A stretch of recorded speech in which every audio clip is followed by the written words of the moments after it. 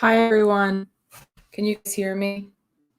I'm only asking because I just did a live a little bit ago that had no sound. So that was a good time. And we did that for 3 minutes or something. It's fine though. Um, but I figured that I should do another one just to kind of explain my process and kind of why I like yoga, why I enjoy it. Already did a live that shared with you guys just one of my practices, and my husband thinks it was like a bad live, so he strongly suggested I do another one. And that's only because it's just different content, like I know yoga's not like super super popular, but I enjoy it and it's helped me a lot. And I figured I would I have a topic, obviously, my pregnant yoga journey, but it's really open to discussion, whatever you guys want to talk about. And we can just chat about stuff, pregnancy related, yoga related, whatever. I have like an hour before I have to start to get ready for work because I work nights. So we can just talk about anything till then. But I'll start with when I first even figured out what yoga was back in college. And in my undergrad, I took a yoga course because, you have to take extracurricular, stuff. So I decided to take that class and I loved it. It was so emotional. That was actually around the time that my mom passed away. So I took that course like right around that time because I was still in college when that happened. And oh my goodness, just working through that like emotional trauma and connecting with my body was just amazing. And what does Nick really want off the registry? Nick doesn't even know what's on the registry, honestly. Like I did everything. I had him look, but he was like, "This is so long. You really want me to look at it all?" I'm like, "No, I guess not. I don't know. I guess guys are just like, what do you need? Diapers?" So, and then well, thank you for the support. We really appreciate it. But back to like my yoga process. So ever since then, Nick and I both have tried to incorporate it into our lives as far as like physical. When I was powerlifting, I did yoga a lot because I always had tight hips and glutes. But now that I'm certified, so basically in January, I signed up for this program as an online program. And if you guys are interested or want information, I can totally give it to you. It was actually affordable. If you don't know, getting a yoga certificate it's like $2,000 or $3,000. Like it is insane for your 200-hour. And I had looked into it a lot, but I just realized that was insanely expensive. I'm probably not going to pay that. I just didn't have the money to do that on something that, was really just like an extracurricular activity for my life. And I came across, my friend actually shared this yoga program that was certified through Yoga Alliance, and it was like $300, like so affordable, like 10, like just, if you're looking at one that's $3,000 and then this one is $300, it's just like a no-brainer. So I signed up and I had a goal to finish it by May. And I really enjoyed in the beginning. I was, doing everything, I was working on it like 3 or 4 days a week. Like I had so much time and I enjoyed it. And then I found out I was pregnant. And if you guys didn't know, I had a super rough first trimester, and it was really hard. I almost couldn't even practice yoga pretty much. There was probably almost 6 weeks where I wasn't able to do any kind of physical activity, which is hard for someone that works out 3 days a week and incorporates yoga. And I was just, it was really, really hard. And so I just think that was a humbling experience to find out that I'm pregnant as soon as I had just started this program, and still have to try to stick to my goal and focus on just doing something every day. I'd be like, I need to do something, even though I am, I was very sick. I pretty much couldn't eat. I lost a lot of weight in the beginning. I cried a lot. I couldn't even work for 2 weeks. I just had a really, really hard time adjusting to the hormones and just, feeling pregnant 100%, but not looking pregnant, which is really hard, which is like the worst thing of the first trimester. And, thank you, Donald. And then I appreciate that. I have a no makeup on today, and I usually don't go out of the house without makeup on, but I had done yoga and you just hadn't had a second to put it on. So that was a very nice compliment. And anyway, I got through my yoga program, but the whole time I'm just like learning about it. And it was more about, okay, you can't do yoga, so you have to study it now. Like, this is your opportunity to really learn about it and what it means to you and how you can incorporate it in a non-physical way. So that's kind of what I did for all the way up until pretty much May, because I think that's not true. April was when I was able to, it was about 6 weeks from when I found out in February that I couldn't do anything. So April was when I started working out again and was able to start doing yoga. But quickly I realized, I can't do all the poses that I used to be able to do now, because I started to get a little bit of a stomach and I started to like feel some pressure, and now I'm like completely modified. I pretty much don't even do vinyasa anymore, which is like a faster style that usually has heat. I do like what I showed you on my live. And I do the yin, which I explained to you guys before, is like a slower style yoga. You hold poses a little bit longer. And one mistake before and during after my pregnancy. Yeah, I decided that, well, working out is like a mental thing for me. Those 6 weeks that I couldn't work out, I literally felt I was going crazy. I was so stressed out, and I felt like I was getting depressed. Like, just not being able to do anything was really hard for me. So I decided that I had to try to work out again. And so when I first started working out, I was only working out I was working out nauseous. Like, I didn't feel good yet, but I was really determined. I was just like, I have to do something. So when I first started working out, I was working out like nauseous, but I'm glad that I did it, because, one of the hardest parts of getting up is getting up, getting dressed, and getting out there so that you can, get there. Because once you're out there or at the gym, you're just doing it at this point. So I did that, and I started out slow, and then I decided, I have to train for my home birth. Like, my body can do it, but if I want to make it easier on myself, I need to, be able to expand my, do breathing exercises, something to expand my lungs, get my heart rate up.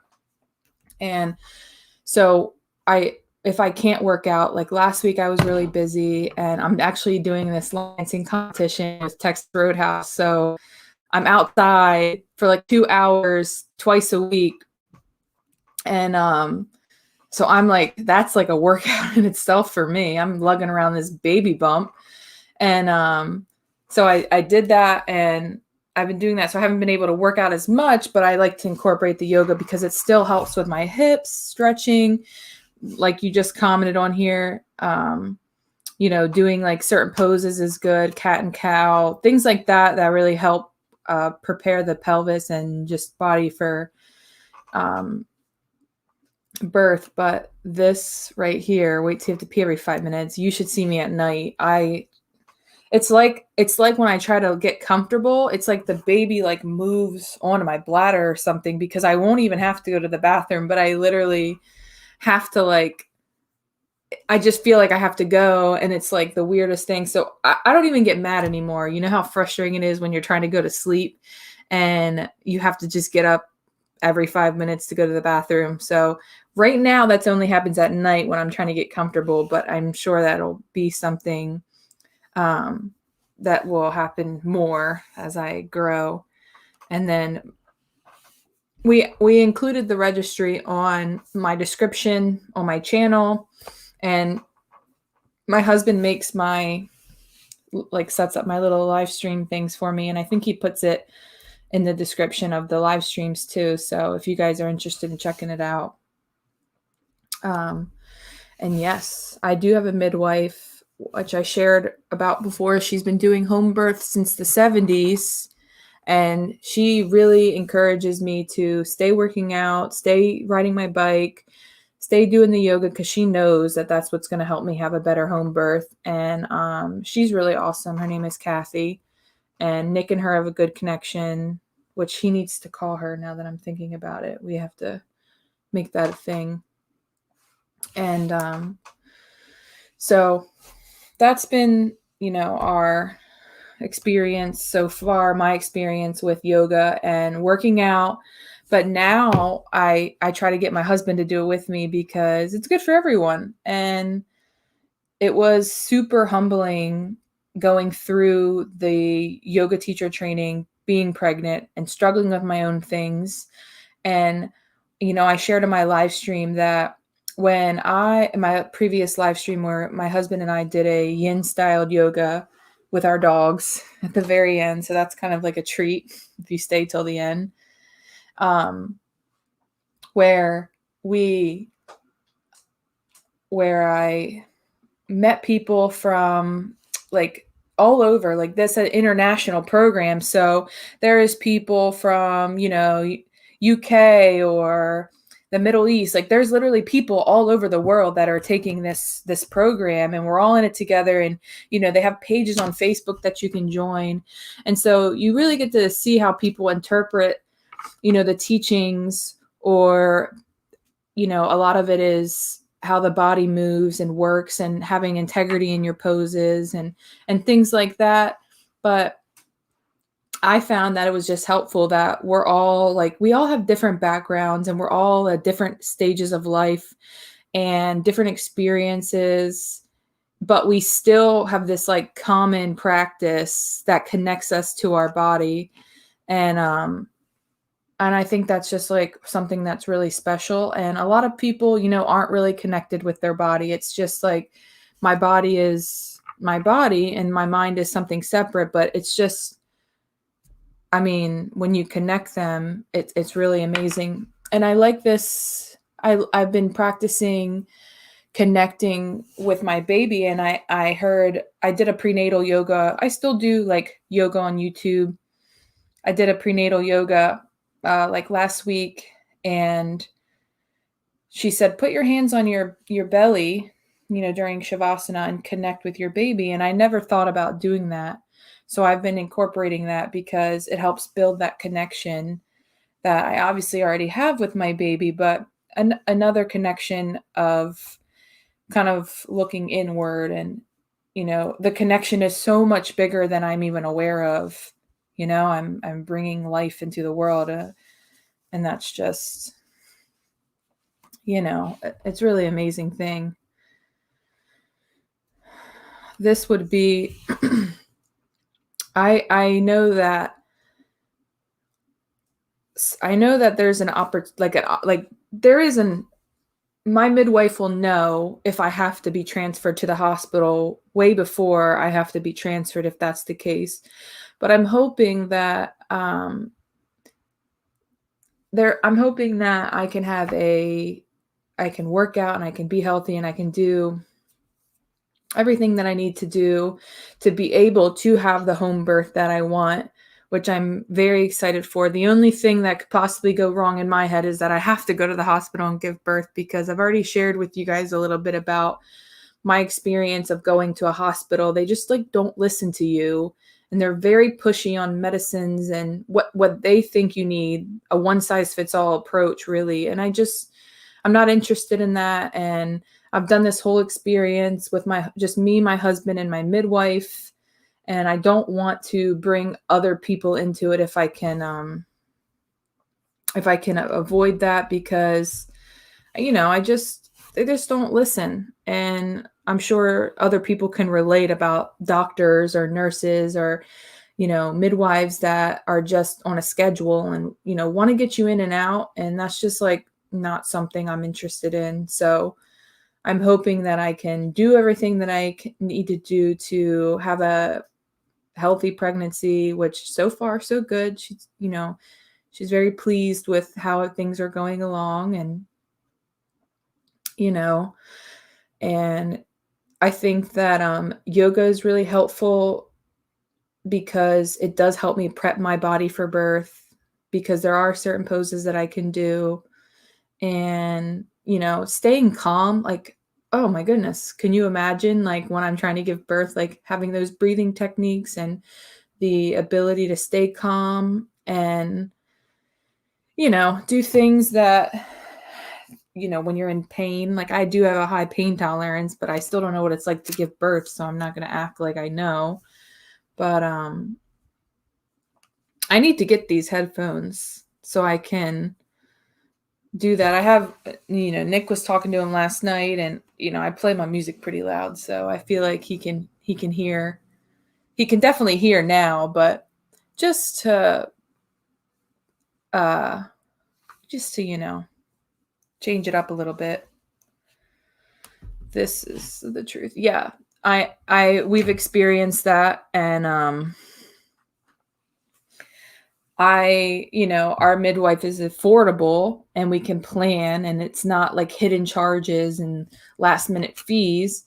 It's a flat rate. And, you go to the hospital and, you're paying for a box of gloves if you get the breakdown. Like, it's just, we're just not interested in,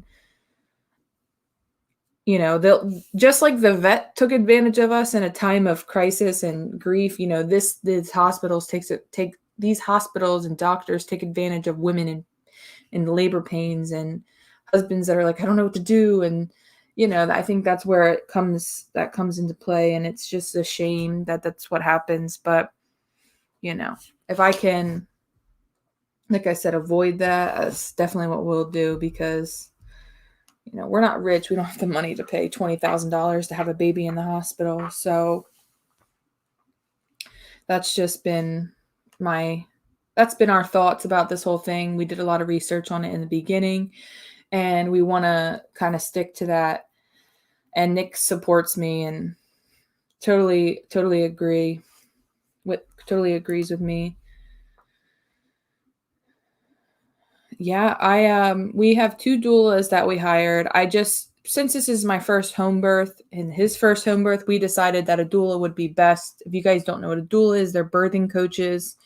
So they attend the birth with you, help you get into positions that that help labor or speed along labor or slow it down or whatever you need in that time. They help you work through contractions and just are very helpful. And since this is our first birth, would like the extra support, and they are fully supportive, and they've done a lot of births, and I have 2 of them. So I have double the knowledge, double the experience, and they were affordable. I don't want to say what their price was, but that price is like to me, that's an affordable price when you're not paying $20,000 in hospital fees. You have 9 months, and so many of them give you, like, they were like, oh, you can do a payment plan. Like, you pay us, this much. And like, that's just like a human interaction with another human. Like, that's how things should work. Like, you pay me when you can pay me this much per time, and we agree on it. And it's not like, oh, here's a bill for $5,000, even though I missed your birth, you still had my knowledge. Like, that's some stuff that, the hospital would try to do. So they're definitely worth it. And will I use a doula every time? I'm not sure. We'll see how this first birth goes, and we're just trying to stay out of that.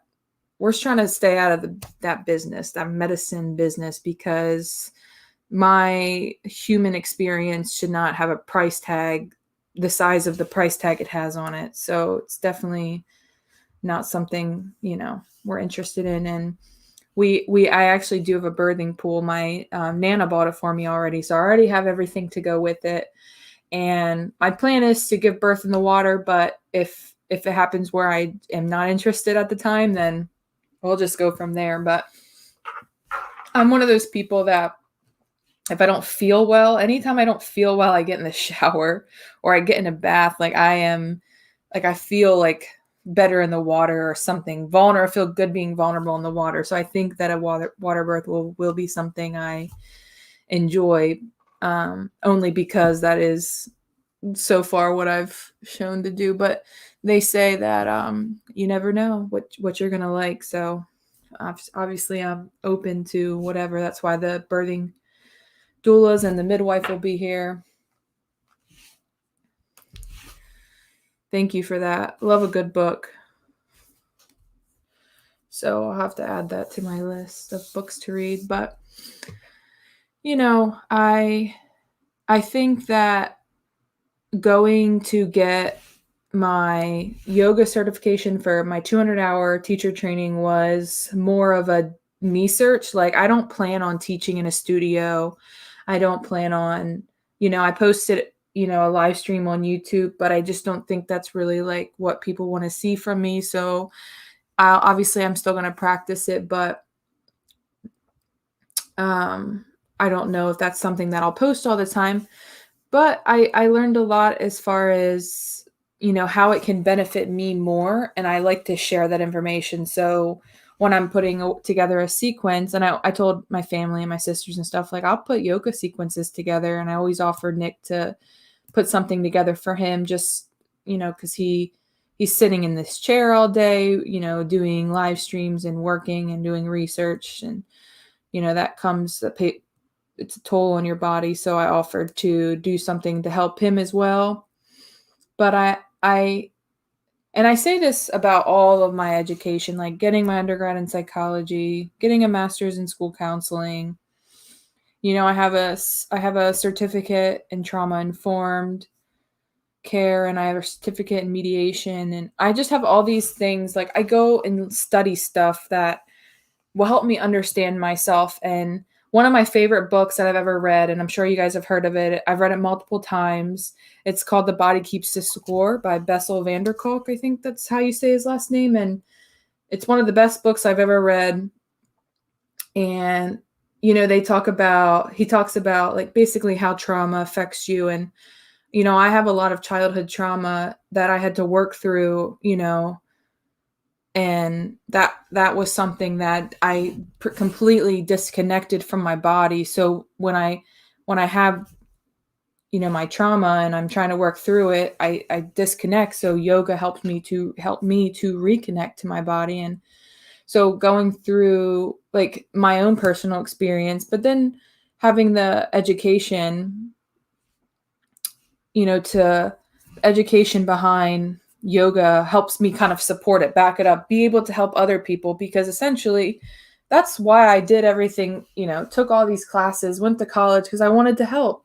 And since my trauma, a lot of it happened when I was younger, I wanted to be able to give back to elementary age students about how they can cope and, how I can help them now so that they don't end up struggling when they're older, like, whether that's being addiction or having, mental illnesses or anxiety disorders, or essentially dying at a young age, because that is typically, where it leads when we have unhealthy coping mechanism or unhealthy skills, unhealthy coping mechanisms or unhealthy habits. That's how we've been coping. Like, well, this is what I've always done and it's worked. And that's what I try to remind, people is if we have a bad habit or something, like, for example, something that I struggle with is I'm really controlling, but, I try to remind myself that being controlling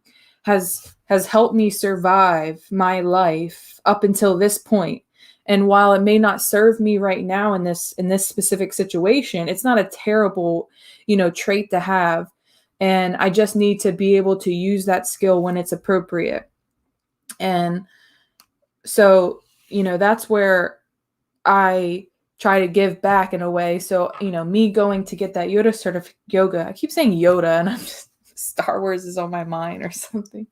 That yoga certification to be able to give back and further help people in a way that I already feel like I can help. So, yoga is just one of the ways that we can work through trauma or anything going on in our lives. Or like I said in my live stream, like you can just do it if you like to stretch and it feels good, which I like to do that as well. So I think that it just further helped me understand myself and understand what goes on in my life and in the future and in the past. And I do plan on doing a live stream or a video. My husband always wants me to do live streams, but a video where I talk about basically why I went to college and my experience through that, because it's very funny. If you guys don't know, I have a master's degree and I still work at a restaurant. So I don't use my degree to make money. I use it for life. And I know that's kind of different concept. That's honestly probably frowned upon, but that's just like something that I did that works for me. And it's made me a better person, made me a better wife, made me a better sister, daughter, friend, made me just a better person in general. And that's something that, not a lot of people, I think, take away from college, but that's been my experience. And, the same thing with yoga and that physical practice. And a lot of trauma issues affect your nervous system. So like, for example, I'm like someone, I hate being scared. I do not like being like when someone spooks you. I don't like that. It makes me angry because it takes me longer to get out of that fight or flight response. Like my body, once it gets up there, it has been up there for my whole life. I've been in a fight or flight mode. So it takes me longer to come back down to like a normal, heart rate and a normal, like your blood pressure's back down. Like I really struggle with that. Even, still to this day, that's probably something I'll always struggle with. So when I'm like, I don't like being scared because it just takes my body. I'm in that freeze, anxious, slow moving, state of panic. For maybe it takes a normal person 5 minutes to recover from being spooked, where it takes me 15 minutes, which is why I don't like being afraid. But, that's like something that I recognize about myself, like why I'm one of those people that don't like to be scared. And I know it sounds so silly, like it's just a simple prank, but it's like I can take a joke, but it's just something that I recognize. But that's like an example.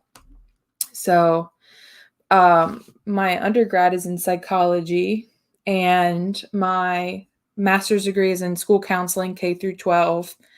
And I also have a certificate in, which I just shared, trauma-informed care. So providing that in schools, or I can use that in pretty much any field I work in. So I can use that it's just like a lens, like you look at things differently from a trauma-informed perspective.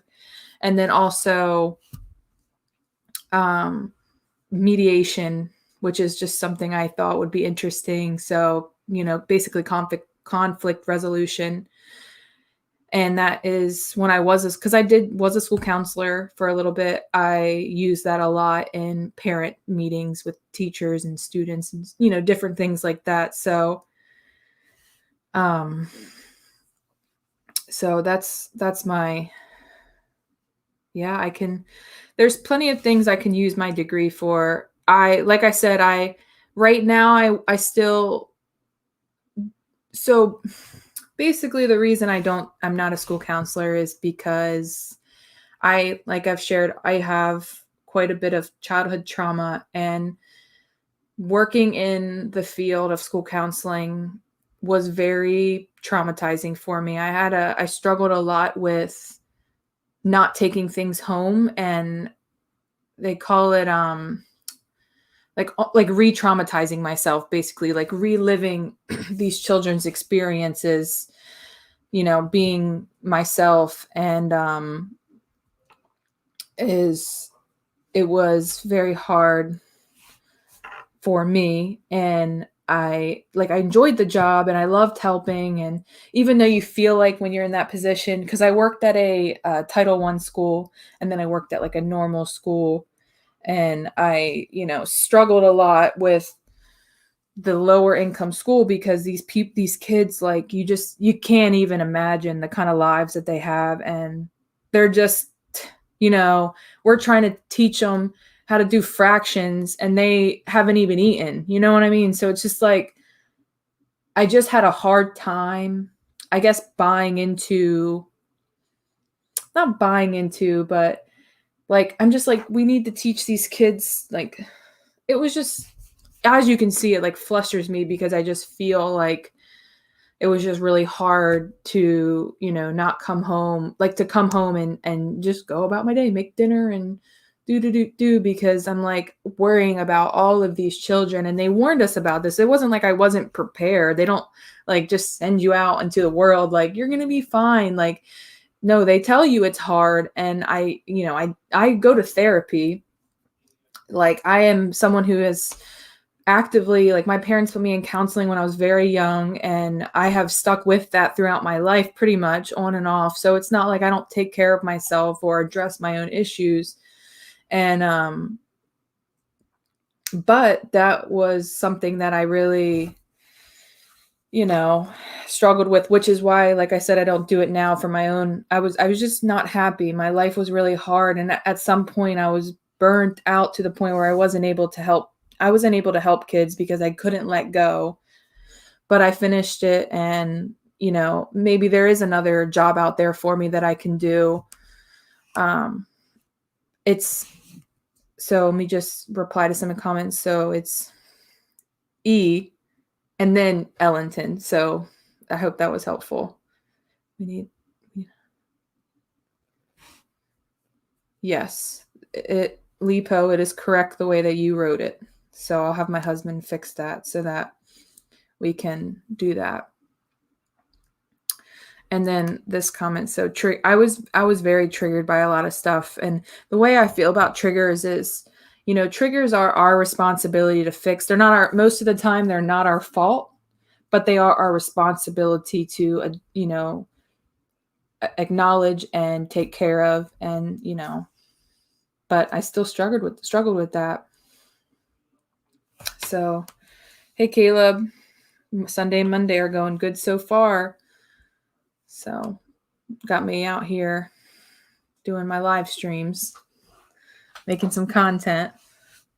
So if you're on here and you like what you are hearing, like this and subscribe if you're not already. But I appreciate the support and having people to talk to and listen and share stuff with. And, when I worked in this Title I school, it was with the area that I'm in, I had a ton of non-English speaking families that were,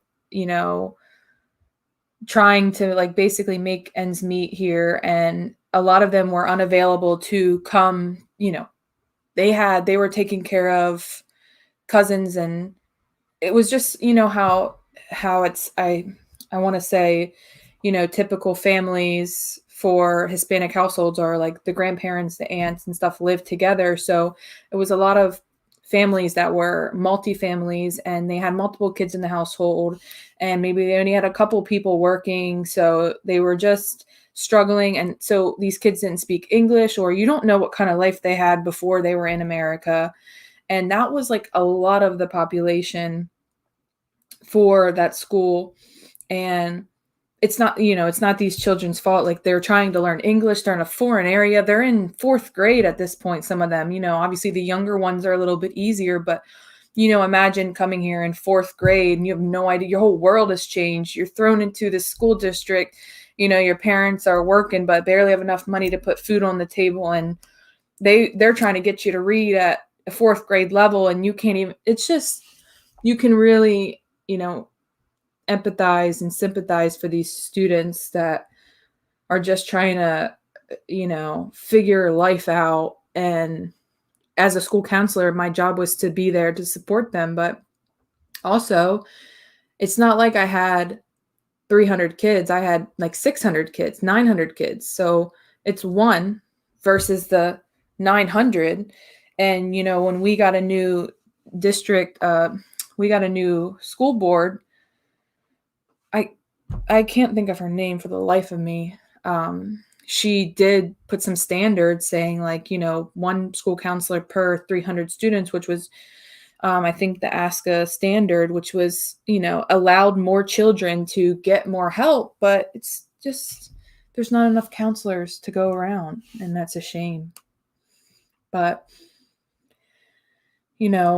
like someone said earlier in the chat, there's probably other jobs out there. Right now, I use those skills to help me be a better person. And now that we're having children, hopefully I can teach my children how to be resilient and have coping skills to be able to deal with people not liking them, or being, having just, maybe not learning something as fast, like, just different things that kids go through. Obviously, I am grateful and fortunate enough that I can put food on the table for my children, and they don't have to go through that kind of life. But I was there once, so I understand. And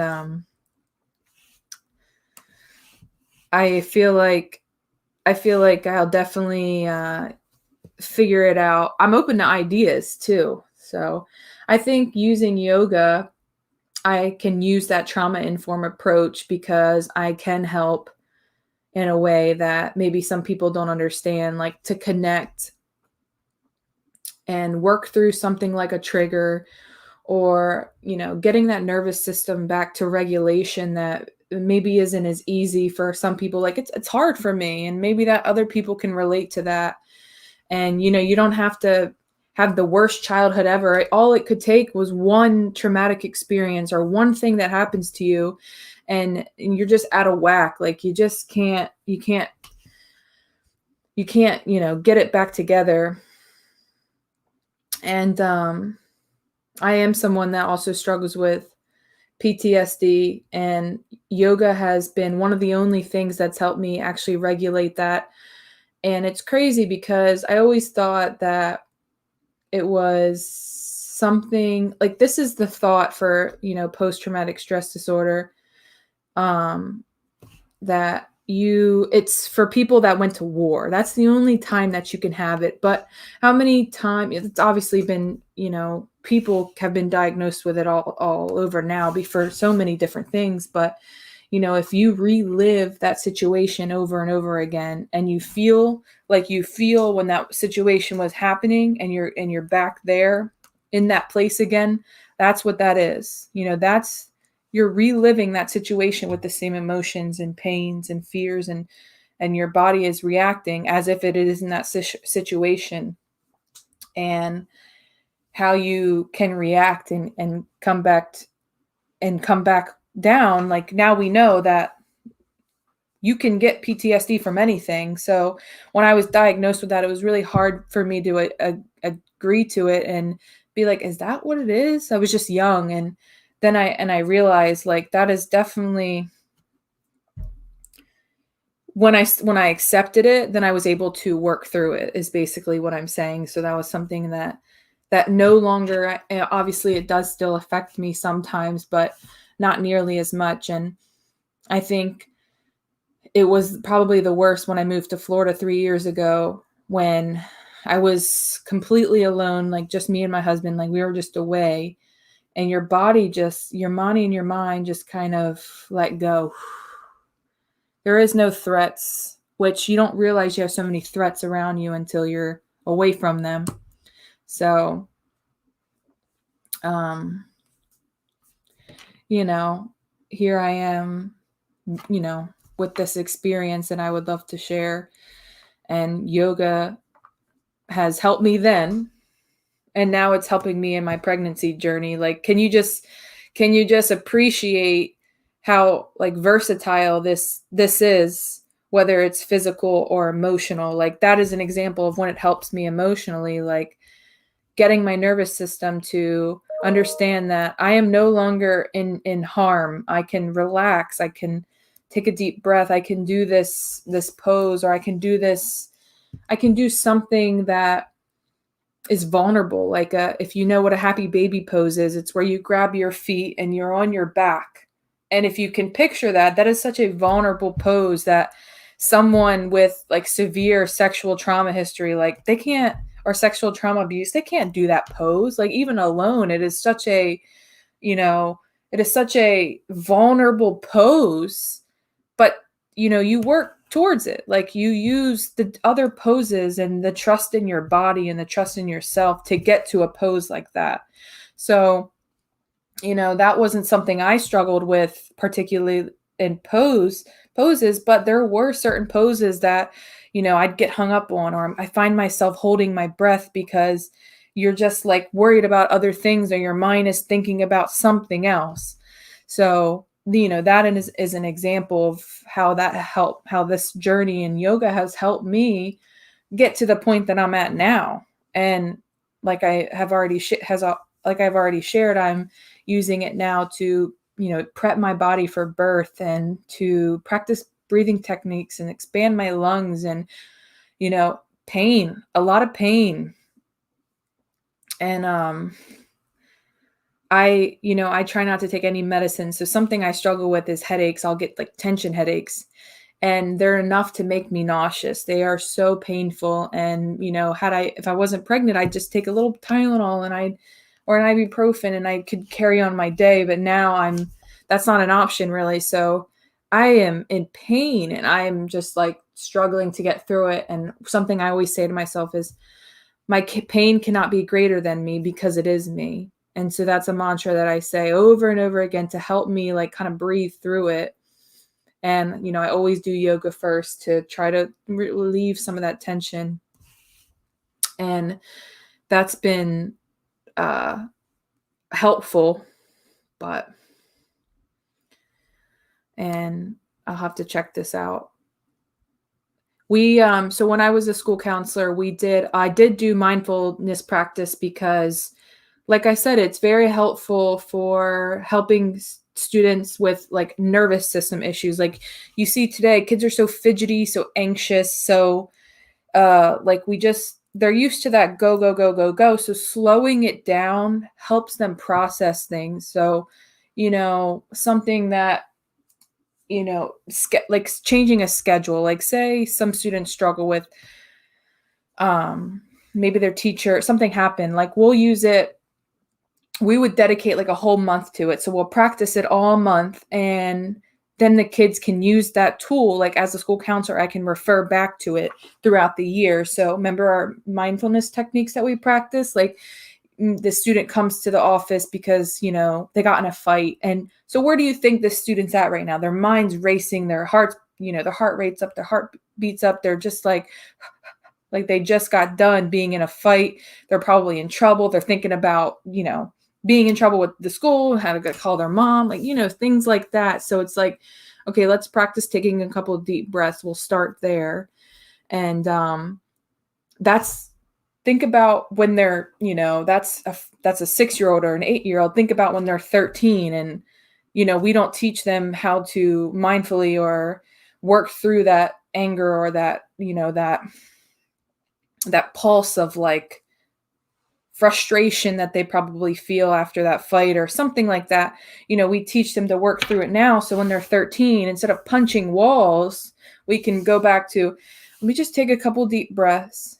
And, we already know that all automatically is going to help us slow us down a little bit. And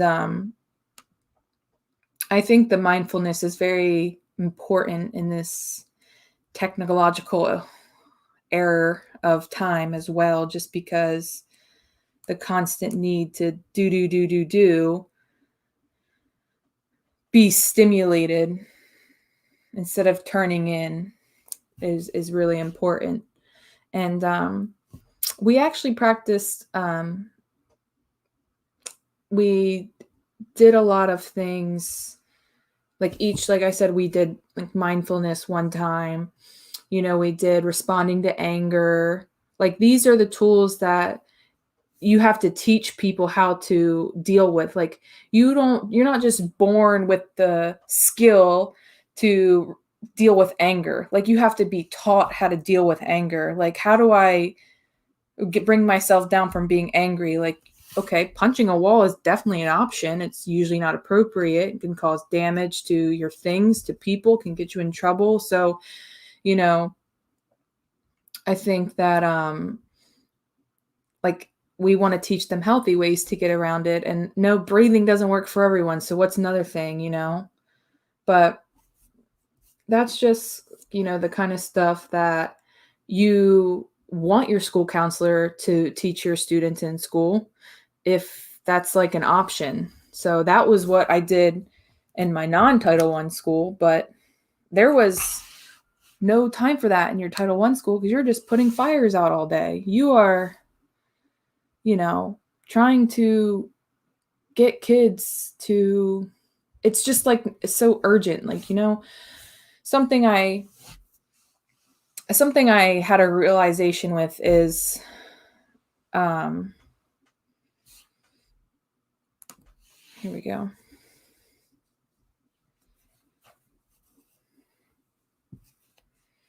Yeah, there is a lot of new research out there, and we're going in the right direction. Like a school counselor's role was so unknown, and you might think of your school counselor like, oh, that's who made my schedule. Like that's terrible. That's not really what their job. Like we're evolving that job now, and it is a social and emotional developmental role that, like I said, we teach kids like things like, yes, temperance, that's like something that you would want to teach them. And like I said, we're not wired to just know this stuff, and then we wonder why people are so struggling, or when they're older, it's just like you don't know to teach that. And a lot of times, like our parents might have not learned how to do that. Like I think back, my parents have tons of unhealthy coping skills that were probably passed down to me, and they probably got it from their parents. And it's just, educating ourselves and teaching our children, like there's ways to do things, and they can take it or not, but at least we have given them the tools to be able to make the decisions. And if you teach them 10 things and only 2 things stick, well, that's 2 things that you've taught. And we had in one of the schools I worked at, we had a school psychologist that loved to do yoga. And I thought, that seems like a great idea, but like, let me just see how it works out. And you can probably picture like a class of like first graders doing yoga. And I'm just thinking like, it's just like a playtime for them. And it was a playtime. And cause I sat in and I watched, cause I'm just curious to see how she does it.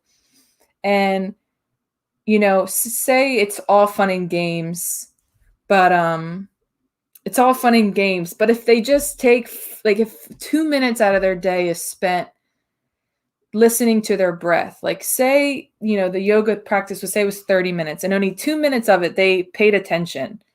I think that's 2 minutes that they didn't have before, of just being quiet and breathing, or listening to their breath, or noticing I feel good, or labeling an emotion. That's something that we try to teach kids too, like to label emotions. There is so many emotions out there. Let's pick which one you feel today, because we know it's not as black and white as I feel happy, I feel sad, or I feel angry. Like there is other emotions out there, so let's teach them um let's teach them that, so that they can have good communication skills and communicate, I feel disappointed versus I'm angry. Not everything is angry. I always joke to my husband, because he's got like one emotion, and it's like anger. Like that, if he feels anything out of the realm of happy, it's anger. And that's just a lack of understanding your emotions to the point where you can communicate them. So instead of just I feel angry, I feel disappointed. And how does that make me feel inside? So that is just, a little bit of information that I have, my experience from working in the schools and working with the kids. And not every school is the same, not every school counselor is the same, but I do know that a lot of them out there are trying to incorporate these principles that we now know are super helpful. And I do think yoga has a place in schools. I mean, we have gym, like yoga can still be a physical activity, so it's not like it has to be less math, more yoga. No, not at all. I just think that in elementary school, we should definitely focus more on teaching them, social skills and coping skills and identifying emotions, and just like a little bit more focus on social emotional skills versus, well, they have to know fractions. Like, you can't go to fifth grade if you don't know fractions, or, it's just something like that, having such a hard line. Because, like I shared with you earlier, I'm working in a school with kids that can't even speak English, and you're worried about teaching them fractions, and because that's what the school district says. And if they don't pass the test of fractions, then you're not a good teacher. And it's just it's,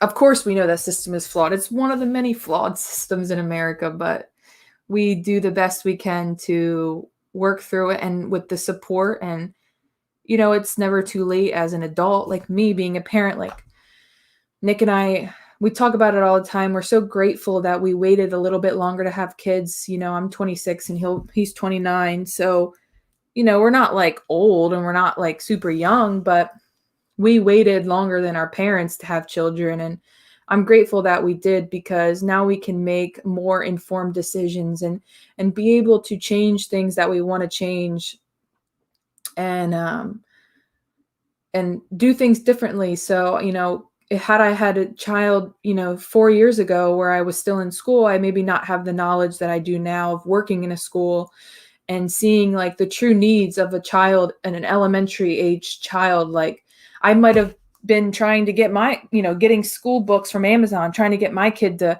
learn how to write their name instead of teaching them how to be kind or how to share, or, I just didn't know what was important. So I have that experience now that I can see like what's needed in the world, or what are kids lacking these days, and things like that. So not that I know everything, but that is just my experience. And like, quiet, there's nothing wrong with quiet time. Like, you incorporate that at a young age, and take the time. Like, my parents would always make me go in my room and read, like, read the Bible, read a book, write journal. I don't care what you do, but for 30 minutes, spend time being alone in your room. And like, as a kid, you're like, this is actual torture. Like, are you kidding me?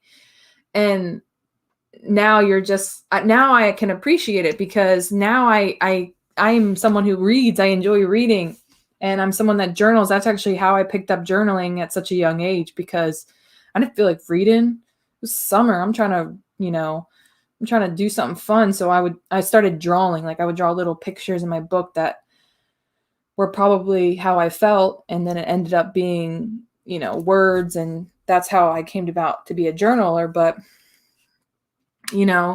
what kids do in this time is, for their minds to come up with, but setting time aside every day to just find stillness is an opportunity for them to know themselves even better, their emotions and things like that. So,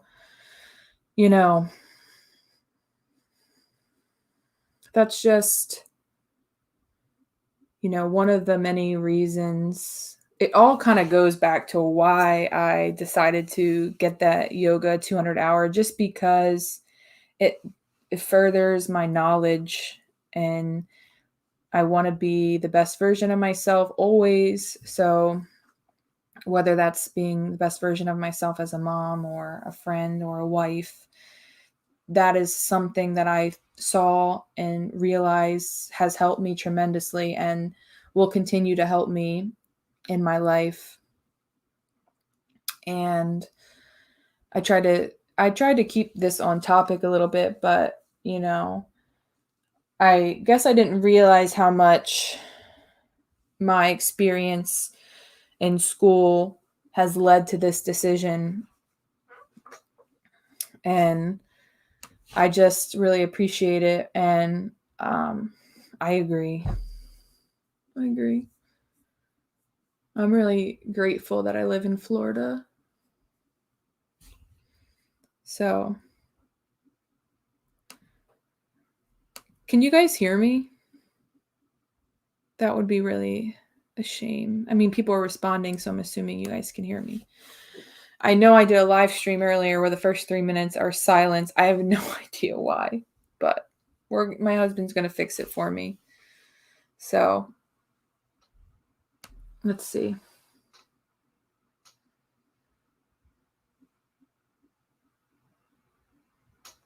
So, yeah, I talked about this in my other live stream of yoga. So, yoga did originate in India, and they practice a different religion. And now that it's so westernized, it is really what you want to make of it. So I grew up thinking that yoga was not something like almost like a witchcraft, like something that you shouldn't practice, and having just a fear of it. And I don't like the idea of being fearful of anything. However, I did take the time to learn about something and realize that if anybody that's truly understands yoga and can appreciate it, understands that it's for everyone and it is not a religious practice. Some people probably do use it for religion, and that is their decision, their choice, but it doesn't speak for it as a whole. And I like to say that I would like people who maybe, like you said, the non-Christ origin of yoga, incorporate Christ into their practice. So if you already pray in the morning, then and you're doing your morning meditation, so we're bringing it up and we're breathing it out, and then that helps us clear our mind to have that morning prayer. Or if you're someone like that, you like to do your scriptures in the morning, or your whatever your Bible study. I know my grandmother liked to do hers in the morning. Is we have that practice to kind of clear our minds of whatever has gone on. Maybe you went to bed thinking of something, or you're angry, and you can wake up and you can and start a new day and pray for your family if you have something weighing on your heart. And it is whatever you want it to be. And I think that that's one of the things I love about it being so westernized now. So now that it's over in America and we've pretty much made it fit to us, to what we want. And that's why I liked when I was practicing, like teaching or learning about it, they were from all over the world. So I know they all believe different things because different parts of the world believe different things. And it was, you make it fit to what you want. So, and if you look at a lot of, if you read a lot of different yoga texts, they will quote Jesus and they will quote, like different spiritual teachers but I have one specific book where I want to say it's The Power of Now. He quotes Jesus quite a bit. And it's what you interpret it to be. So a lot of people, you'll read something and it won't mean anything to you, but maybe you're just not ready for it. So you come back and you read that verse or you read that scripture and you're like, oh, wait, that means like, that's what I needed right now at that moment. And I think of that, what yoga is. So like my husband said, he uses it for, what did he say? Connecting his body to the earth in the present moment. Like he has, he's someone that struggles with being present right now. Like, I'm not worried about what needs to happen, what happened in the past. Like right now, what's important, and taking a deep breath. All I have to do right now is this downward dog on this mat. And that's the only thing I need to think about. And that's where it's beneficial for him. And I want to bring this up on the screen too, because I like this. Like, you see this a lot. Like, parents don't have time to teach their kids gardening and stuff like that. So when you see something like that, it kind of makes your heart happy. Like, it's very genuine. And if we can slow down and appreciate, like, I appreciate gardening because of this exact thing right here. Like, I'm slowing down and I'm watching something which is like amazing. And I just want to share my win for the day since someone just brought it up. I have this, look at this win. Look at this new leaf. Like, I've been growing this plant since last spring, and I was worried. You see, it's very small. It's a watermelon peperomia, and I was like, oh no, it's going to die. But look, get this guy. Come in here. And I mean, that does not make you smile, you know? We got growth over here. We're just doing our thing. But that's something, I've been watching this plant. I nurtured it. I love it. I just want it to be happy. But let me catch up real quick. Yes, we're not, some people do like a lot of people chant. I'm not interested in that. I don't chant. There's a lot of things I don't carry into yoga, that I learned about. Obviously I learned about it and I choose what I like, and that's not something I like. So I don't take it, Yes, vacation. Nick and I are taking a vacation at the end of the month just because, like, it's time.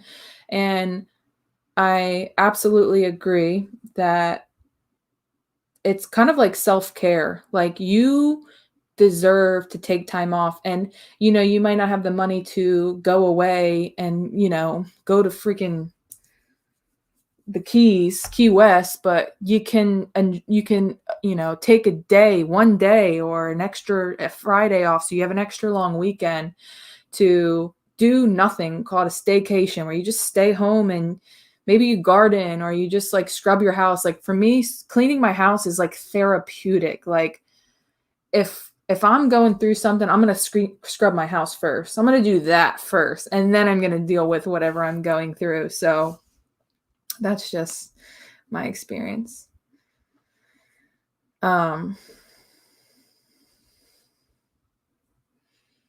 Share this.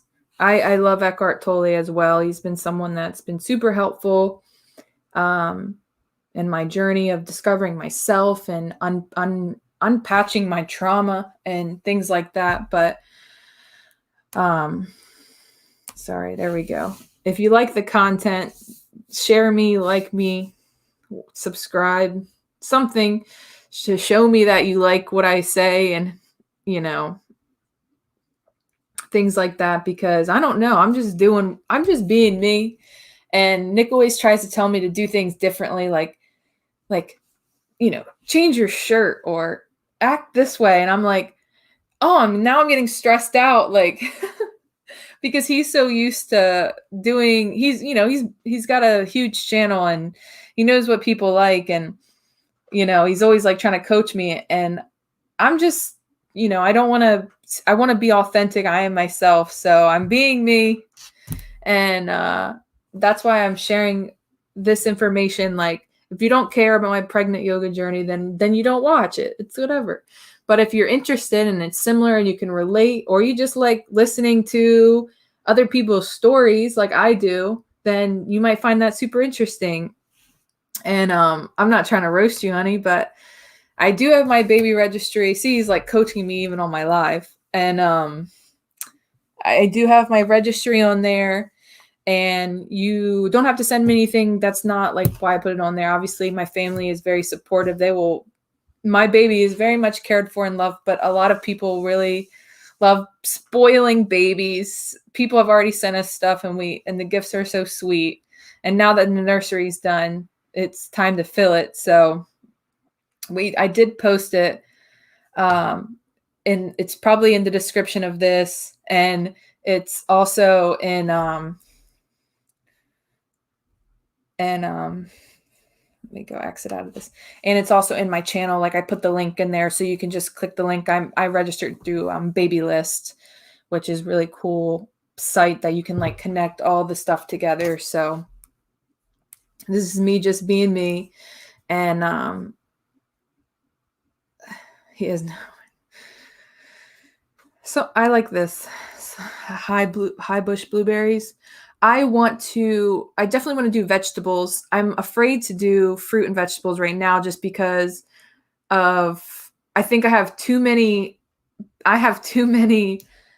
plants. I don't have too many plants. I have enough plants to care for at this time in my life because I'm about to bring a child into this world, and I already struggle watering all my, if you know, I have a bunch of carnivorous plants that they're like my favorite right now, and they need a lot of water, and it's super hot, and I'm like, oh, I gotta water these every day, sometimes twice a day. And so I'm afraid to get more plants, but this was a win, this little guy. These are super cute plants. They're not that hard to care for. The reason this one's so small is because I cut it up and I gave it to a friend for moving into her new home. So I took the other half and she has the other half. So, but I mean, listen, you give it some love, attention, some water, and boom, this is what they do for you. Okay. I'm sure it's equivalent to hearing your baby's first words or something. I don't know. Just kidding. But, yes, that's true. My husband, I mean, I eat blueberries all the time, but I don't know how much maintenance it would be to grow them. I would have to do some research. I've only grown peppers and tomatoes, and they grew slow, but very, very rewarding.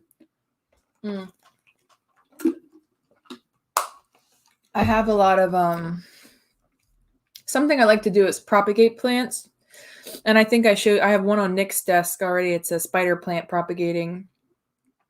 And if you guys like plants, I should do a channel on my plant or a live stream or something on my plants.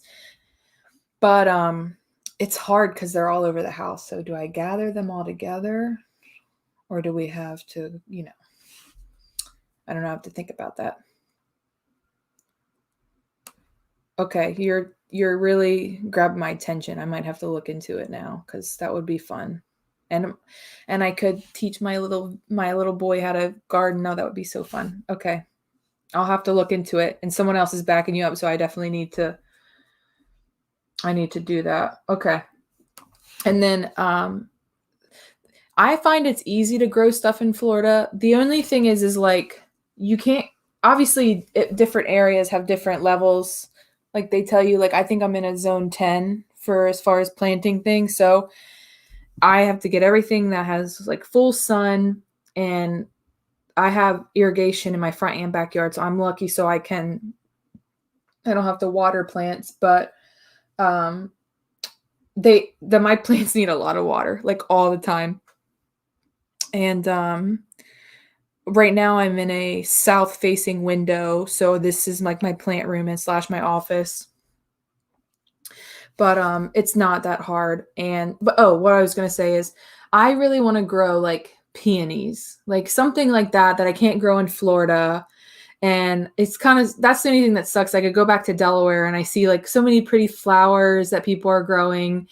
And, one benefit of Florida is I can grow stuff pretty much all year long. Like, yes, my plants do go dormant and they stop putting out like leaves and stuff, but like they don't die and crunch up and go underneath earth like a lot of the plants do in Delaware. So, but it's just like when they bloom, you just appreciate it so much, but I really wish I could grow like something, like I said, like something like peonies here, because they're just stunning flowers.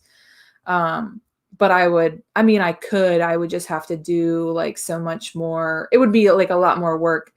And I always, when you have like a dream board, or what do they call it? Vision board, I have like myself having a greenhouse so that I can, grow more difficult plants, because Florida is very hot and the sun is very, very much intense. So things that like in my front yard, I have blue irises and a little palm out there, and some kind of like, I can't remember what it's called, but it's like one of those cactus ones that grow out like this. They almost look like a lotus and they capture water. So, you're kind of limited. You pretty much have to have some kind of palm tree out there, and some kind of cacti plant family. So that's pretty much a pretty much what you have to have in Florida in your front yard, unless you have a really good green thumb and you can grow like flowers. Like I have a hibiscus plant in my backyard. Nothing's planted in the grass, but everything's in pots because I want to take it with me. But if we ever move, but the hibiscus is like a cool plant that is really pretty. Something else I grow in my backyard is I have lavender. Oh, I love lavender. The reason I love growing lavender is because it smells good even if it's dead. Like the plants will die off and you can still appreciate you can still appreciate like the smell of the plant. So I like that a lot. Let me see. Oh, I would love to plant watermelon. That would be so fun. See, this is what I'm afraid of. This is what I told Nick. Like I really want one, but like you said, you hit the nail on the head. It's just, would that be a smart idea to do right before I have a baby? Probably not. The sand is very dry, and plus where I'm in my specific area, like it's just the plants that I grow are easy, like carnivorous plants. Like that's something that does well where I'm at. They're all over the place. Like that's something that you can have. And I have a lot of those. What else? Obviously I have a lot of cactuses and succulents and things like that. I do a lot of succulent propagation. I wonder if I have one I don't think I have one in here right now. I have them all outside. But basically the leaves of your succulents will fall off and you can regrow them. I do a lot of that because they're easy to maintain. But yeah, got a little bit off topic, my bad. Yeah, I love my lavender plant. And I grow the English lavender, so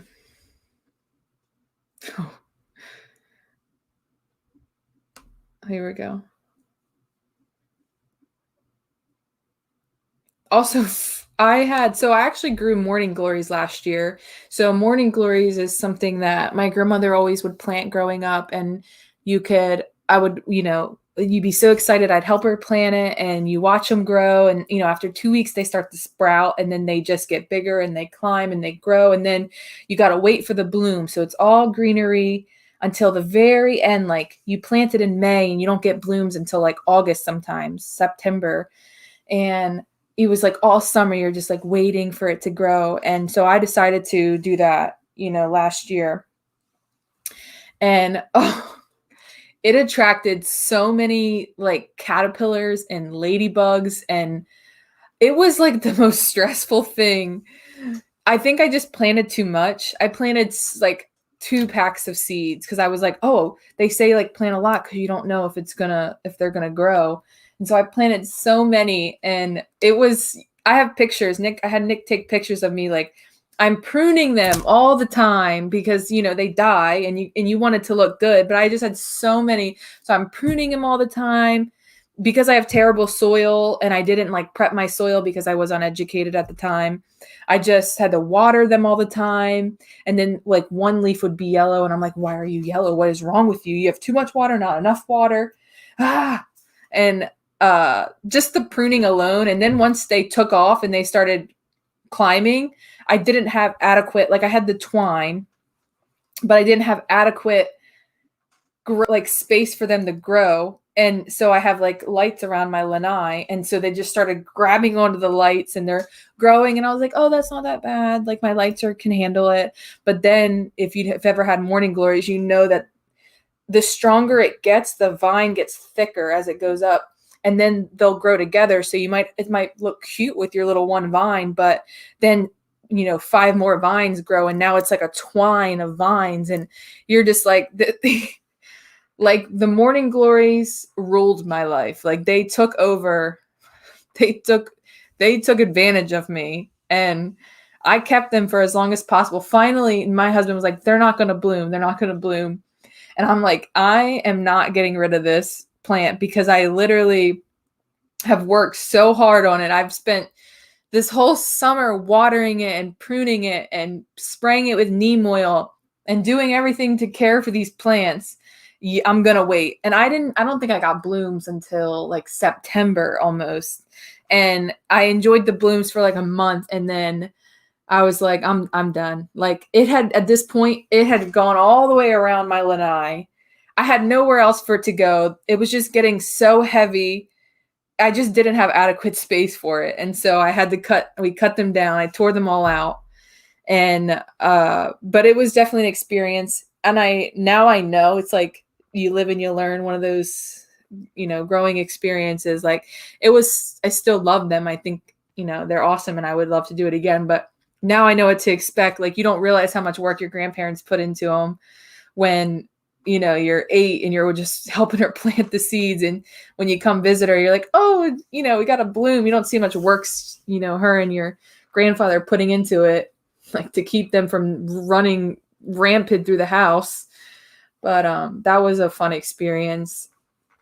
And I also grew sunflowers last year, which was really fun. Same thing. You're just watching them grow. And then the one thing I didn't know about sunflowers is the moment that they bloom, they start to die. So, I had to, you're waiting, you're so excited. You're like, ee!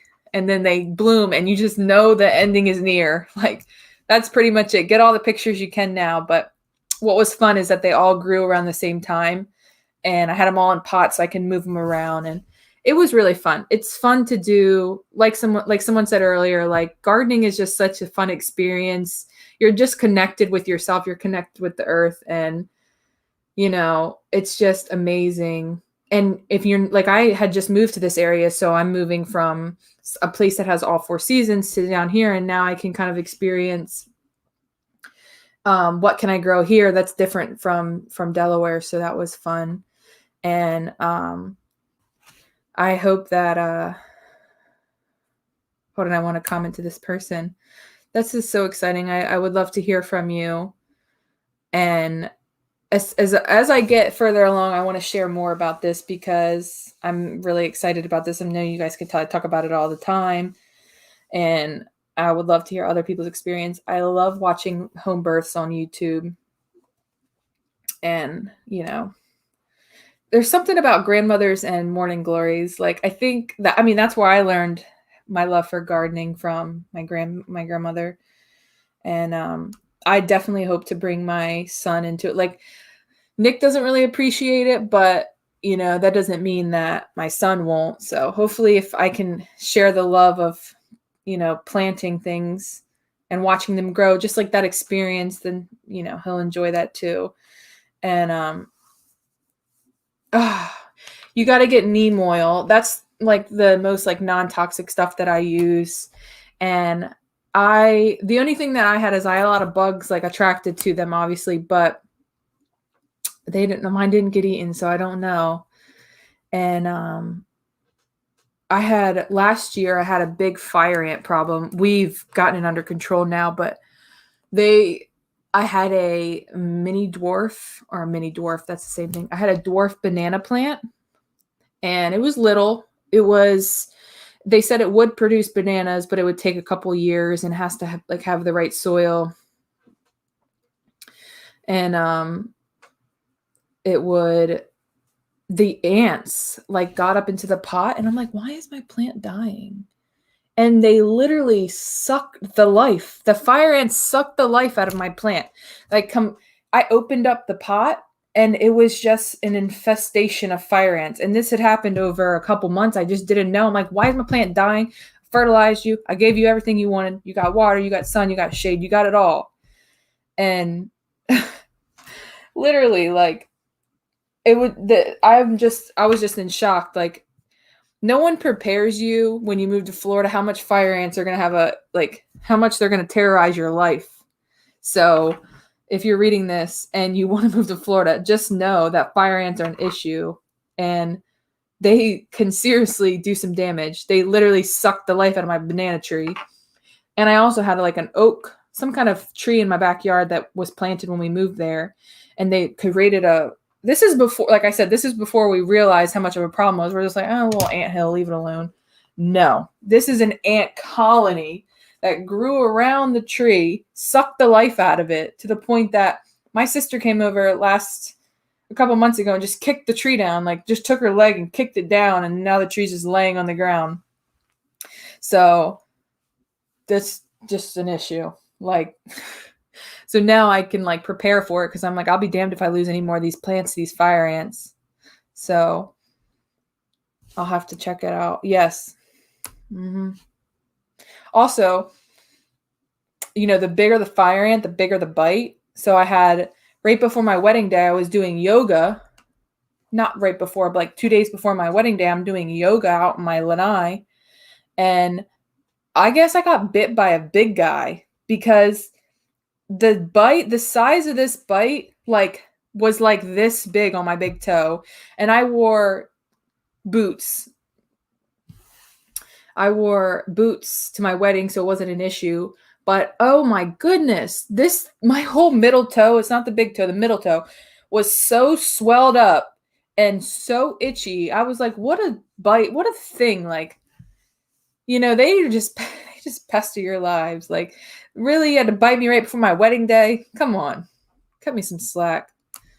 Oh, that's interesting. I figured it would take a while. My plan was to nurse the banana tree until, because Nick and I want to get some property, and nurse the banana tree, and then be able to prepare the soil in an area that it would grow, where I don't have to keep it in a pot, so that it could get, you know, they get bigger in the yard. But I don't know why you're telling me this, because fire ants are your job.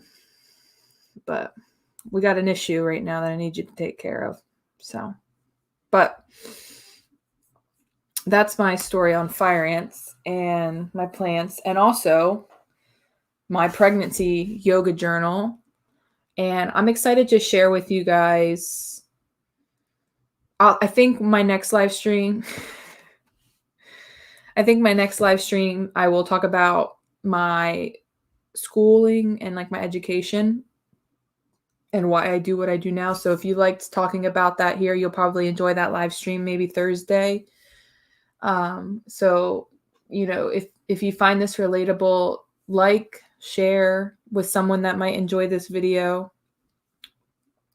And I'm going to get off here because I have to get ready for work, but I really hope that you guys enjoyed this content. And if you are interested, let me know and I'll keep doing it. So, but thanks for joining in, everyone. And I have to get ready for work, so I will talk to you later this week. Bye.